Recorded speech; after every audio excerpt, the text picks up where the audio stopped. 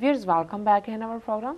And Dr. ਸਾਹਿਬ ਸਾਡੀ ਅਗਲੀ email London England ਤੋਂ ਬੀਬੀ ਨਿਰਪ੍ਰੀਤ ਕੌਰ ਸ਼ਿਰਗਿਲ ਜੀ ਦੀ ਹੈ। ਇਹਨਾਂ ਨੂੰ ਸਾਡੇ ਵੱਲੋਂ ਮਹਾਰਾਣੀ ਜਿੰਦਾ ਨੂੰ ਦਿੱਤੀ ਗਈ ਸ਼ਰਧਾਂਜਲੀ ਬਹੁਤ ਪਸੰਦ ਆਈ। ਇਹਨਾਂ ਦਾ ਕਹਿਣਾ ਹੈ ਕਿ ਕਿੰਨੇ ਅਫਸੋਸ ਦੀ ਗੱਲ ਹੈ ਕਿ ਲਗਭਗ 150 ਸਾਲ ਪਹਿਲਾਂ ਸਿੱਖ ਕੌਮ ਵਿੱਚ ਪੈਦਾ ਹੋਈ ਇੰਨੀ ਬਹਾਦਰ ਔਰਤ ਸੰਬੰਧੀ ਸਾਨੂੰ ਕੁਝ ਵੀ ਜਾਣਕਾਰੀ ਨਹੀਂ ਸੀ। ਭਾਰਤ ਸਰਕਾਰ ਨੇ ਤਾਂ ਸਾਡੇ ਅਜੋਕੇ ਯੋਧਿਆਂ ਨਾਇਕਾਵਾਂ ਨੂੰ ਆਤੰਕਵਾਦੀ ਬਣਾ ਹੀ ਧਰਿਆ ਹੈ, ਪਰ ਸਿੱਖ ਕੌਮ ਨੂੰ ਵੀ ਕਿਹੜਾ ਫਿਕਰ ਹੈ ਆਪਣੇ ਕੌਮੀ ਯੋਧਿਆਂ ਸੰਬੰਧੀ ਜਾਣਕਾਰੀ ਹਾਸਲ ਕਰਨ ਦਾ। ਅਸੀਂ ਮਹੀਨੇ ਵਿੱਚ ਸੈਂਕੜਿਆਂ ਪੌਂਡਾਂ ਦੇ ਸਮੋਸੇ ਜਲੇਬੀਆਂ ਖਾ ਜਾਂਦੇ ਹਾਂ, ਪਰ ਇਤਿਹਾਸ ਦੀਆਂ 2 ਪੁਸਤਕਾਂ ਖਰੀਦ ਕੇ ਆਪਣੇ ਘਰਾਂ ਵਿੱਚ ਨਹੀਂ ਰੱਖ ਸਕਦੇ। ਜੇ ਅਸੀਂ ਆਪਣਾ ਇਤਿਹਾਸ ਨਹੀਂ ਪੜ੍ਹਨਾ ਤਾਂ ਸਾਡੇ ਵਿੱਚ ਅਣਖ ਕਿਵੇਂ ਜਾਗੇਗੀ। ਪ੍ਰੋਗਰਾਮ ਸੱਚੋ ਸੱਚ ਲਈ ਬਹੁਤ ਬਹੁਤ ਧੰਨਵਾਦ ਜੀ ਡਾਕਟਰ ਸਾਹਿਬ। ਭੈਣ ਜੀ ਨਿਰਪ੍ਰੀਤ ਕੌਰ ਸ਼ੇਰਗਿੱਲ ਜੀ ਦਾ ਬਹੁਤ ਬਹੁਤ ਧੰਨਵਾਦ ਜੀ। ਉਹਨਾਂ ਨੇ ਸਾਨੂੰ ਲਿਖਿਆ ਵੀ ਹੈ ਔਰ ਉਹਨਾਂ ਨੂੰ ਸਾਡਾ ਮਹਾਰਾਣੀ ਜਿੰਦਾ ਸੰਬੰਧੀ ਸੈਗਮੈਂਟ ਜਿਹੜਾ ਕਿ ਅਸੀਂ ਪਿਛਲੇ ਦਿਨੀ ਉਹਨਾਂ ਦਾ ਜਿਹੜਾ ਜ਼ਿੰਦਗੀ ਦਾ ਵਿਉਰਾ ਹੈ ਔਰ ਬੜਾ ਹਾਲਾਂਕਿ ਬਰੀਫ ਸੀ ਉਹਨੇ ਇੱਕ ਵਕਤ ਦੀ ਸੀਮਾ ਦੇ ਵਿੱਚ, ਪਰ ਉਸ ਬਾਰੇ ਸਾਨੂੰ ਹੋਰ ਵੀ ਲਿਖਤਾਂ ਆਈਆਂ ਨੇ, ਫੋਨ ਕਾਲਸ ਵੀ ਆਈਆਂ ਕਿਉਂਕਿ ਜਿਵੇਂ ਭੈਣ ਜੀ ਨੇ ਬਿਲਕੁਲ ਠੀਕ ਕਿਹਾ ਵੀ ਸਾਨੂੰ ਪੜ੍ਹਨ ਦਾ ਸ਼ੌਕ ਤਾਂ ਹੈ ਨਹੀਂ ਜੀ, ਤੇ ਜਿਹੜੇ ਮਾੜੇ ਮੋਟੇ ਸ਼ੌਕ ਵਾਲੇ ਵੀ ਨੇ ਅੰਗਰੇਜ਼ੀ ਕਿਤਾਬਾਂ ਪੜ੍ਹਦੇ ਨੇ ਉਹਨਾਂ ਦਾ ਜਿਹੜਾ ਉਹ ਮਹਾਰਾਣੀ ਜਿੰਦਾ ਬਾਰੇ ਵਿਊ ਪੁਆਇੰਟ ਅੰਗਰੇਜ਼ਾਂ ਨੇ ਪਹਿਲੀ ਸਟੇਜ 'ਤੇ ਉਹਨਾਂ ਦੇ ਜਿਹੜਾ ਆਚਰਣ ਨੂੰ ਵਿਗਾੜਨ ਦਾ ਯਤਨ ਕੀਤਾ ਔਰ ਈਵਨ ਸ਼ਾਹ ਮੁਹੰਮਦ ਵਰਗਾ ਜਿਹੜਾ ਬੜਾ ਅਲਰਟ ਕਵੀ ਹੈ ਜਿਹਦੀ ਬਾਕੀ ਸਾਰੀ ਡੀਟੇਲ ਬਿਲਕੁਲ ਠੀਕ ਹੈ ਪਹਿਲੀ ਐਂਗਲੋ ਸਿੱਖ ਜੰਗ ਦੀ, ਔਰ ਅੱਜ ਵੀ ਜਿੰਨੇ ਕੁ ਰਿਕਾਰਡਸ ਆਏ ਨੇ ਬਾਹਰ ਜੀ, ਲੇਕਿਨ ਮਹਾਰਾਣੀ ਜਿੰਦਾ ਬਾਰੇ ਉਹ ਵੀ ਟਪਲਾ ਖਾ ਜਾਂਦਾ ਜਦੋਂ ਕਿ ਉਹ ਵੀ ਇਹ ਸੁਜੈਸਟ ਕਰਦਾ ਹੈ ਕਿ ਵੀ ਜਾਣ ਕੇ ਫੌਜ ਭੇਜੀ ਬਰਵਾਈ ਕਿਉਂਕਿ ਉਹਨਾਂ ਦਾ ਭਰਾ ਜਵਾਹਰ ਸਿੰਘ ਮਾਰਿਆ ਸੀ ਇਹਦਾ ਉਹਨਾਂ ਨੇ ਉਹਨੂੰ ਬੀਬੀ ਨੂੰ ਗੁੱਸਾ ਸੀ। ਹੁਣ ਇਹ ਕਿਉਂਕਿ ਅੰਗਰੇਜ਼ਾਂ ਨੇ ਹੀ ਉਸ ਵੇਲੇ ਇਸ ਕਿਸਮ ਦੀ ਮਿਸ ਇਨਫੋਰਮੇਸ਼ਨ ਜਿਹੜੀ ਆ ਫਲਾਈ ਹੋਈ ਸੀ ਕਿ ਜਿੰਦਾ ਜਿਹੜੀ ਆ ਉਹ ਅੰਗਰੇਜ਼ਾਂ ਦੇ ਨਾਲ ਰਲੀ ਹੋਈ ਹੈ।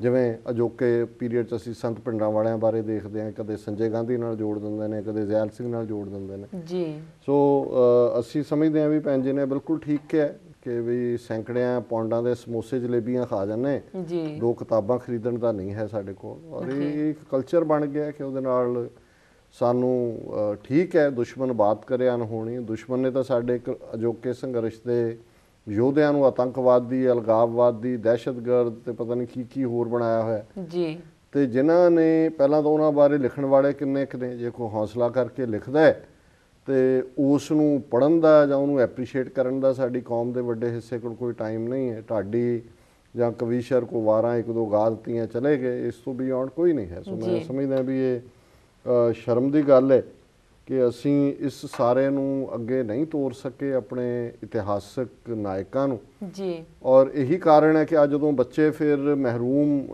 ਨੇ ਇਸ ਕਿਸਮ ਦੀ ਹੀਰੋ ਲਾਈਨ ਤੋਂ ਜੀ ਤੇ ਪਤਤ ਪੁਣੇ ਵੱਲ ਜਾਂਦੇ ਨੇ ਕਿਉਂਕਿ ਉਹਨਾਂ ਕੋਲ ਕੋਈ ਆਈਕਨ ਨਹੀਂ, ਰੋਲ ਮਾਡਲ ਨਹੀਂ, ਫਿਰ ਅਸੀਂ ਤੜਫਦੇ ਹਾਂ ਜੀ ਜੀ। ਅਸੀਂ ਸਮਝਦੇ ਹਾਂ ਜੇ ਅਸੀਂ ਬੱਚਿਆਂ ਨੂੰ ਸਭ ਕੁਝ ਦਿੱਤਾ, ਤੁਸੀਂ ਬੱਚਿਆਂ ਨੂੰ ਕੁਛ ਨਾ ਦਿਓ, ਉਹਨਾਂ ਨੂੰ ਸਮਾਂ ਦਿਓ ਤੇ ਉਹਨਾਂ ਨੂੰ ਇਹ ਹਿਸਟਰੀ ਦਿਓ, ਇਤਿਹਾਸ ਦਿਓ, ਇਹ ਪ੍ਰਾਈਡ ਦਿਓ ਬੀਤੇ ਦਾ ਅੱਜ ਦਾ। ਬੱਚੇ ਵਫਾਦਾਰ ਹੋਣਗੇ ਤੁਹਾਡੇ ਨਾਲ ਵੀ, ਤੁਹਾਡੇ ਪੰਥ ਨਾਲ ਜੀ। ਡਾਕਟਰ ਸੋ ਭੈਣ ਜੀ ਦਾ ਬਹੁਤ ਬਹੁਤ ਧੰਨਵਾਦ ਜੀ। ਡਾਕਟਰ ਸਾਹਿਬ ਤੁਹਾਡਾ ਬਹੁਤ ਬਹੁਤ ਧੰਨਵਾਦ, ਤੁਸੀਂ ਆਪਣੇ ਵਿਚਾਰ ਸਾਡੇ ਦਰਸ਼ਕਾਂ ਨਾਲ ਸਾਂਝੇ ਕੀਤੇ। ਤੇ ਹੁਣ ਅਸੀਂ ਸਵਾਲ ਜਵਾਬ ਵੱਲ ਵਧਦੇ ਹਾਂ। ਅੱਜ 2 ਅਗਸਤ 2013 18 ਸਾਵਣ ਨਾਨਕਸ਼ਾਹੀ ਸੰਮਤ 545 ਦਾ ਦਿਨ ਹੈ ਤੇ ਤੁਸੀਂ ਸਾਡੇ ਦਰਸ਼ਕਾਂ ਨੂੰ ਦੱਸੋ ਅੱਜ ਦੇ ਦਿਨ ਦੀ ਕੀ ਇਤਿਹਾਸਕ ਅਹਿਮੀਅਤ ਹੈ। ਸਭ ਤੋਂ ਪਹਿਲਾਂ ਤਾਂ ਅੱਜ ਦਾ ਦਿਨ 2 ਹਵਾਲਿਆਂ ਨਾਲ ਬੜਾ ਅਹਿਮ ਹੈ। ਅੱਜ ਨਾਨਕਸ਼ਾਹੀ ਕੈਲੰਡਰ ਮੂਲ 2003 ਮੁਤਾਬਕ ਜੀ ਬਾਬਾ ਫਰੀਦ ਜੀ ਦਾ ਜਨਮ ਦਿਹਾੜਾ ਹੈ ਜੀ। ਬਾਬਾ ਫਰੀਦ ਜੀ ਦੀ ਸ਼ਖਸੀਅਤ ਐਸੀ ਸ਼ਖਸੀਅਤ ਹੈ, ਅੱਜ ਵੀ ਬੇਸ਼ੱਕ ਗੁਰਬਾਣੀ ਦੇ 1430 ਅੰਗ ਨੇ ਜੀ ਔਰ ਹਰ ਜਿਹੜਾ ਸ਼ਬਦ ਹੈ ਉਹ ਅੰਮ੍ਰਿਤ ਦਾ ਘੁੱਟ ਹੈ ਜੀ, ਪਰ ਕਈ ਵਾਰ ਕੁਝ ਜਿਹੜੇ ਪਾਰਟ ਨੇ ਉਹ ਆਮ ਲੋਕਾਂ ਦੇ ਵਿੱਚ ਇਸ ਕਦਰ ਮਕਬੂਲ ਹੁੰਦੇ ਨੇ, ਜਿਵੇਂ ਬਾਬਾ ਫਰੀਦ ਜੀ ਦੇ ਗੁਰਬਾਣੀ ਦੇ ਵਿੱਚ ਇੱਕ ਅੰਦਾਜ਼ੇ ਮੁਤਾਬਕ 112 ਸ਼ਲੋਕ ਤੇ 4 ਸ਼ਬਦ ਨੇ ਜੀ। ਹਾਲਾਂਕਿ ਇਸ ਤੋਂ ਇਲਾਵਾ ਉਹ ਸ਼ਲੋਕ ਜਿਹੜੇ ਕਿ ਗੁਰੂ ਸਾਹਿਬ ਨੇ ਬਾਬਾ ਫਰੀਦ ਜੀ ਦੇ ਉਹਨਾਂ ਸ਼ਲੋਕਾਂ ਦੇ ਨਾਲ ਕਈ ਥਾਂ ਤੇ ਜਿਹੜਾ ਇੱਕ ਹਦਾਇਤ ਦੇ ਤੌਰ ਤੇ, ਕਈ ਥਾਂ ਤੇ ਕਲੈਰੀਫਿਕੇਸ਼ਨ ਤੇ ਕਈ ਥਾਂ ਤੇ ਸਿਮਿਲਰ ਥਾਟ ਉਹ ਵੀ ਗੁਰੂ ਸਾਹਿਬ ਨੇ ਉਚਾਰੇ। ਤੇ ਇਹ ਬਹੁਤ ਪਪੂਲਰ ਨੇ ਬਾਬਾ ਫਰੀਦ ਜੀ ਦੇ ਸ਼ਲੋਕ, ਅੱਜ ਵੀ ਆਮ ਲੇਮੈਨ ਲੈਂਗੁਏਜ ਵੀ ਕੋਟ ਹੁੰਦੇ ਨੇ। ਜੀ ਉਹਦਾ ਕਾਰਨ ਇਹ ਹੈ ਕਿ ਹੁਣ ਬਾਬਾ ਫਰੀਦ ਜਿਨ੍ਹਾਂ ਦਾ ਜਨਮ 1188 ਦੇ ਵਿੱਚ ਹੋਇਆ ਹੈ, ਜਿਹੜੀ ਕਿ 12ਵੀਂ ਸਦੀ ਬਣਦੀ ਹੈ, ਗੁਰੂ ਨਾਨਕ ਸਾਹਿਬ 15ਵੀਂ ਸਦੀ 'ਚ ਪ੍ਰਕਾਸ਼ਮਾਨ ਹੁੰਦੇ ਨੇ। ਜੀ ਸੋ ਲਗਭਗ 3 ਸਦੀਆਂ ਜਿਹੜੀਆਂ ਨੇ ਉਹ ਪਹਿਲਾਂ ਹੋਏ ਨੇ। ਸੋ ਉਹਨਾਂ ਦੀ ਜ਼ਬਾਨ ਦੇ ਵਿੱਚ ਇੱਕ ਮਿਠਾਸ ਹੈ, ਔਰ ਉਹਨਾਂ ਚੋਂ ਨੇ ਜਿਨ੍ਹਾਂ ਨੇ ਮੂਲ ਪੰਜਾਬੀ ਦੇ ਵਿੱਚ, ਠੇਠ ਪੰਜਾਬੀ, ਪਾਕਪਟਨ, ਮੁਲਤਾਨ 'ਚ ਨੇ ਇਸ ਨੂੰ ਉਹਨਾਂ ਨੇ ਲਿਖਿਆ। ਉਹਨਾਂ ਦਾ ਜਨਮ ਜਿਹੜਾ ਉਹ ਕੋਰੇਵਾਲ, ਜਿਹੜਾ ਕਿ ਮੁਲਤਾਨ ਤੋਂ 10 ਕਿਲੋਮੀਟਰ ਦੂਰ ਹੈ, ਉਹਦੇ 'ਚ ਹੋਇਆ। 16 ਸਾਲ ਦੀ ਉਮਰ 'ਚ ਮੱਕੇ ਗਏ ਹੱਜ ਨੂੰ, ਔਰ ਉਸ ਤੋਂ ਬਾਅਦ ਉਹਨਾਂ ਨੇ ਜਿਹੜਾ ਉਹਨਾਂ ਦੇ ਕੁਤਬੁਦੀਨ ਜਿਹੜੇ ਨੇ ਉਹਨਾਂ ਦੇ ਸੰਪਰਕ 'ਚ ਆਏ, ਉਹ ਉਹਨਾਂ ਦੇ ਮਾਸਟਰ ਬਣੇ, ਬੜੀ ਸਾਧਨਾ ਕੀਤੀ, ਪੰਜਾਬ 'ਚੋਂ ਵੀ ਗੁਜ਼ਰੇ।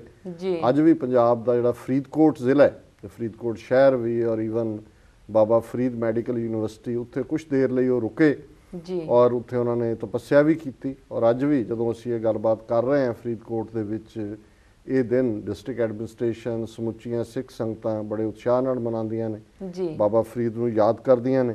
ਔਰ ਇੱਥੇ ਹੀ ਨਹੀਂ, ਉਹਨਾਂ ਦੇ ਜਿਹੜੇ ਅੱਗੋਂ ਵਿਦਿਆਰਥੀ ਸਟੂਡੈਂਟ ਹੋਏ, ਨਿਜ਼ਾਮੂਦੀਨ, ਦਿੱਲੀ ਦੇ ਵਿੱਚ ਨਿਜ਼ਾਮੂਦੀਨ ਔਲੀਆ ਕਰਕੇ ਜਿਨ੍ਹਾਂ ਨੂੰ ਜਾਣਿਆ ਜਾਂਦਾ ਹੈ, ਉਹਨਾਂ ਨੇ ਵੀ ਸੂਫੀ ਜਗਤ ਦੇ ਵਿੱਚ ਔਰ ਲੋਕਾਂ ਦੇ ਵਿੱਚ ਬੜਾ ਪਿਆਰ ਖੱਟਿਆ। ਉਹਨਾਂ ਦਾ ਵਿਆਹ ਵੀ ਹੋਇਆ।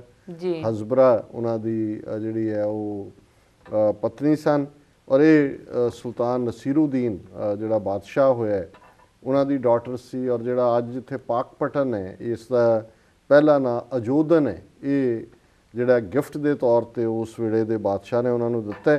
ਉਹਨਾਂ ਦੇ 2 ਬੇਟੇ ਵੀ ਸਨ, ਤੇ ਉਹਨਾਂ ਦੇ ਜਿਹੜੇ ਅੱਗੋਂ ਡਿਸੈਂਡੈਂਟ ਨੇ ਉਹਨਾਂ ਨੂੰ ਫਰੀਦੀ ਕਿਹਾ ਜਾਂਦਾ ਹੈ।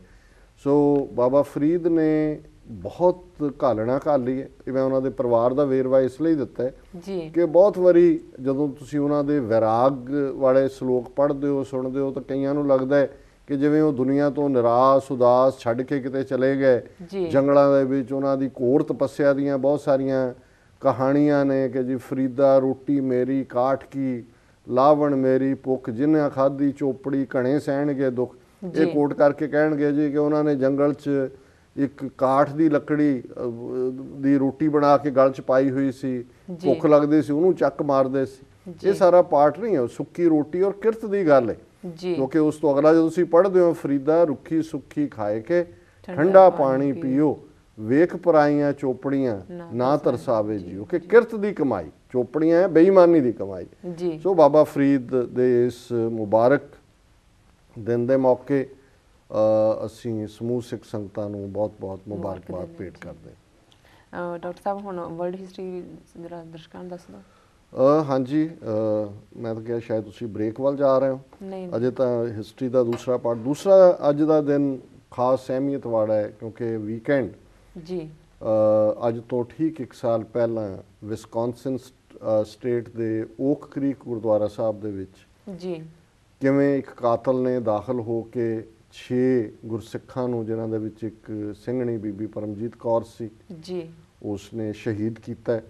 ਅੱਜ 1 ਸਾਲ ਇਸ ਘਟਨਾ ਨੂੰ ਵਾਪਰ ਰਿਹਾ ਹੋ ਗਿਆ ਪੂਰਾ। ਔਰ ਇਸ ਦਿਨ ਨਾਲ ਸੰਬੰਧਿਤ ਓਕ ਕ੍ਰੀਕ ਦੇ ਵਿੱਚ ਗੁਰਦੁਆਰਾ ਸਾਹਿਬ 'ਚ ਵੀ ਕਾਫੀ ਸਮਾਗਮ ਹੋ ਰਹੇ ਨੇ, ਬਾਹਰ ਵੀ ਹੋ ਰਹੇ ਨੇ। ਅੱਜ ਹੀ ਪਿਛਲੇ ਕੱਲ ਸੈਨੇਟ ਦੇ ਵਿੱਚ ਵੀ ਇੱਕ ਮਤਾ ਜਿਹੜਾ ਇਸ ਬਾਰੇ ਆਇਆ ਹੈ, ਔਰ ਗਵਰਨਰ ਵਿਸਕੌਨਸਨ ਦਾ ਕੱਲ ਗੁਰਦੁਆਰਾ ਸਾਹਿਬ ਵਿਜ਼ਿਟ ਕਰ ਰਿਹਾ ਹੈ। ਹੋਰ ਵੀ ਜਥੇਬੰਦੀਆਂ ਜਿਹੜੀਆਂ ਨੇ ਉੱਥੇ ਐਕਟਿਵ ਨੇ। ਸੋ ਅਸੀਂ ਇਸ 1 ਸਾਲ ਬੀਤਣ ਤੋਂ ਬਾਅਦ ਸਮਝਦੇ ਹਾਂ ਵੀ ਬੇਸ਼ੱਕ ਹੇਟ ਕ੍ਰਾਈਮ ਅੱਜ ਵੀ ਕਿਸੇ ਨਾ ਕਿਸੇ ਤਰੀਕੇ ਨਾਲ ਜਾਰੀ ਨੇ, ਪਰ ਇਹਨਾਂ 6 ਸਿੱਖਾਂ ਨੇ ਆਪਣੀ ਸ਼ਹਾਦਤ ਦੇ ਕੇ ਕੌਮ ਨੂੰ ਬਹੁਤ ਕੁਝ ਦਿੱਤਾ ਹੈ। ਪਹਿਲੀ ਵਾਰ ਸੀ ਕਿ ਅਮਰੀਕਾ ਦੇ ਝੰਡੇ ਝੁਕੇ ਰਹੇ। ਦੁਨੀਆ ਭਰ 'ਚ ਅਮਰੀਕਾ ਦੇ ਜਿੱਥੇ ਮਿਸ਼ਨ, ਐਮਬੈਸੀਜ਼ ਦੂਸਰੀਆਂ ਸੀ, even first lady Michelle Obama ਜਿਹੜੀ ਹੈ ਉਹ ਜਾ ਕੇ ਪਰਿਵਾਰਾਂ ਨੂੰ ਮਿਲੀ।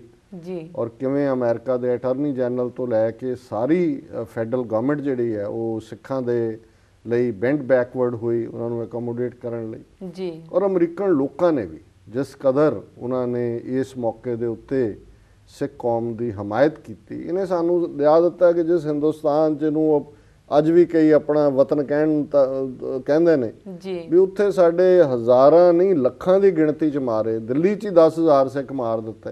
ਉੱਥੇ ਨਹੀਂ ਕਦੇ ਮਨਮੋਹਨ ਸਿੰਘ ਦੀ ਘਰ ਵਾਲੀ ਜਾਂ ਪ੍ਰਣਾਬ ਮੁਖਰਜੀ ਦੀ ਘਰ ਵਾਲੀ ਜਾਂ ਪਿਛਲੇ ਪ੍ਰਧਾਨ ਮੰਤਰੀਆਂ ਜਾਂ ਰਾਸ਼ਟਰਪਤੀਆਂ ਦੀਆਂ ਘਰ ਵਾਲੀਆਂ ਗਈਆਂ ਕਿ ਤੁਸੀਂ ਜਾ ਕੇ ਵਿਡੋਜ਼ ਦੇ ਨਾਲ ਤੁਸੀਂ ਹਮਦਰਦੀ ਕਰੋ, ਇਨਸਾਫ ਤਾਂ ਦੂਰ ਦੀ ਗੱਲ ਹੈ। ਸੋ ਅਸੀਂ ਸਮਝਦੇ ਹਾਂ ਵੀ ਇੱਥੇ ਜਿਹੜਾ ਜੈਸਚਰ ਸੀ ਓਬਾਮਾ ਐਡਮਿਨਿਸਟ੍ਰੇਸ਼ਨ ਦਾ ਉਹ ਰਿਮਾਰਕੇਬਲ ਸੀ। ਉਹਨੇ ਸਾਨੂੰ ਬਹੁਤ ਮਹਿਫੂਜ਼ ਮਹਿਸੂਸ ਕਰਵਾਇਆ ਔਰ ਉਹਨਾਂ ਦੀ ਕੁਰਬਾਨੀ ਅਜਾਈ ਨਹੀਂ ਗਈ।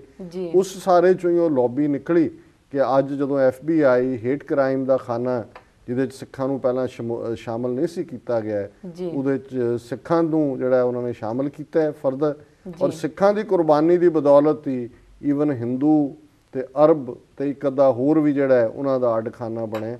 ਸੋ ਅਸੀਂ ਇਹਨਾਂ 6 ਸ਼ਹੀਦਾਂ ਨੂੰ ਆਪਣੀ ਅਕੀਦਤ ਸ਼ਰਧਾ ਦੇ ਫੁੱਲ ਭੇਟ ਕਰਦੇ ਹਾਂ। ਵਰਲਡ ਹਿਸਟਰੀ ਦੇ ਹਵਾਲੇ ਨਾਲ 47 ਦਾ ਮਤਲਬ ਇਹ ਹੈ ਵੀ ਅੱਜ ਤੋਂ ਆਲਮੋਸਟ 1953 ਸਾਲ ਪਹਿਲੇ ਜਦੋਂ ਸੀਜ਼ਰ ਜਿਹੜਾ ਰੋਮ ਦਾ ਬਾਦਸ਼ਾਹ ਸੀ ਉਹ ਸੀਰੀਆ 'ਚ ਗਿਆ, ਉਹਨੇ ਕੰਕਰ ਕੀਤਾ ਇੱਕ ਬੈਟਲ ਨੂੰ, ਔਰ ਇੰਨੀ ਕੁਇਕਲੀ ਉਹਨੂੰ ਵਿਕਟਰੀ ਹੋਈ ਕਿ ਉਹਨੇ ਆਪਣੀ ਇਟਾਲੀਅਨ ਜ਼ਬਾਨ ਦੇ ਵਿੱਚ ਜਿਹੜਾ ਹੈ ਉਸ ਨੂੰ ਜੋ ਕਿਹਾ ਅੰਗਰੇਜ਼ੀ 'ਚ ਉਹਨੂੰ ਕਿਹਾ ਜਾਂਦਾ ਹੈ, ਉਹਦੇ ਲਈ 3 ਸ਼ਬਦ ਇਸਤੇਮਾਲ ਹੁੰਦੇ ਨੇ, ਹੀ ਕੇਮ, ਹੀ ਸੌ ਐਂਡ ਹੀ ਕੰਕਰਡ। ਉਹ ਆਇਆ, ਉਹਨੇ ਵੇਖਿਆ ਤੇ ਫਤਿਹ ਕੀਤਾ। ਸੋ ਅੱਜ ਵੀ ਜਦੋਂ ਕੋਈ ਕੁਇਕ ਐਕਸ਼ਨ ਹੋਏ ਤੇ ਇਸ ਬਾਰੇ ਇਹ ਅੰਗਰੇਜ਼ੀ ਦੀ ਐਕਸਪ੍ਰੈਸ਼ਨ ਸੀਜ਼ਰ ਦੇ ਜ਼ਮਾਨੇ ਤੋਂ ਨਿਕਲੀ ਹੈ। 1492 ਚ ਸਪੇਨ ਨੇ ਇਨਕੁਇਜ਼ੀਸ਼ਨ ਕੀਤੀ, ਯਹੂਦੀ ਔਰ ਮੁਸਲਮਾਨ ਆਪਣੇ ਸਪੇਨ ਚੋਂ ਬਾਹਰ ਕੱਢੇ। 1790 ਦੇ ਵਿੱਚ ਅਮਰੀਕਾ ਦੇ ਵਿੱਚ ਪਹਿਲੀ ਮਰਦਮਸ਼ੁਮਾਰੀ ਹੋਈ ਜਿਹਦੇ ਚ 17 ਸੂਬੇ ਉਦੋਂ ਅਮਰੀਕਾ ਦੇ ਸੀ, ਕੁੱਲ ਹੁਣ ਤਾਂ 50 ਨੇ ਜੀ। ਕੁੱਲ ਆਬਾਦੀ ਅਮਰੀਕਾ ਦੀ 4 ਮਿਲੀਅਨ ਸੀ ਉਦੋਂ, 40 ਲੱਖ ਪਹਿਲੀ ਮਰਦਮਸ਼ੁਮਾਰੀ ਦੇ ਵੇਲੇ ਜੀ। 1877 ਦੇ ਵਿੱਚ ਸੈਨ ਫਰਾਂਸਿਸਕੋ ਦੇ ਵਿੱਚ ਪਹਿਲੀ ਪਬਲਿਕ ਲਾਇਬ੍ਰੇਰੀ ਬਣੀ, 5000 ਕਿਤਾਬਾਂ ਉਹਦੇ 'ਚ ਰੱਖੀਆਂ ਗਈਆਂ।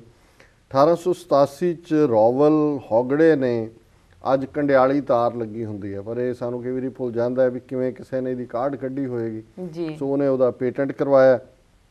1892 ਚ ਐਸਕੈਲੇਟਰ, ਜਿਹਨੂੰ ਅਸੀਂ ਐਲੀਵੇਟਰ ਵੀ ਕਹਿੰਦੇ ਆ ਜਾਂ ਲਿਫਟ ਉਧਰ ਕਿਹਾ ਜਾਂਦਾ ਹੈ ਬ੍ਰਿਟਿਸ਼ ਇੰਗਲਿਸ਼, ਇਹਦਾ ਪੇਟੈਂਟ ਵੀ 1892 ਦੇ ਵਿੱਚ ਹੋਇਆ। 1934 ਚ ਹਿਟਲਰ ਕਮਾਂਡਰ ਇਨ ਚੀਫ ਬਣਿਆ ਔਰ 1990 ਚ ਸਦਾਮ ਹੁਸੈਨ ਨੇ ਆਪਣੀ ਫੌਜ ਭੇਜ ਕੇ ਕੁਵੈਤ ਦੇ ਉੱਤੇ ਆਪਣਾ ਜਿਹੜਾ ਹੈ ਉਹ ਕਬਜ਼ਾ ਕੀਤਾ। ਜੀ ਡਾਕਟਰ ਸਾਹਿਬ, ਤੁਹਾਡਾ ਬਹੁਤ ਬਹੁਤ ਧੰਨਵਾਦ। ਤੁਸੀਂ ਸਾਡੇ ਦਰਸ਼ਕਾਂ ਨੂੰ ਸਿੱਖ ਹਿਸਟਰੀ ਤੇ ਵਰਲਡ ਹਿਸਟਰੀ ਬਾਰੇ ਜਾਣੂ ਕਰਾਇਆ ਅੱਜ ਦੇ ਦਿਨ। ਤੇ ਹੁਣ ਅਸੀਂ ਬ੍ਰੇਕ ਤੇ ਚਲੇ ਜਾਂਦੇ ਹਾਂ। ਵੀਅਰਸ, ਤੁਸੀਂ ਸਾਡੇ ਨਾਲ ਇਸ ਤਰ੍ਹਾਂ ਜੁੜੇ ਰਹੋ। ਮਿਲਦੇ ਹਾਂ ਆਫਟਰ ਦਿਸ ਸ਼ਾਰਟ ਬ੍ਰੇਕ।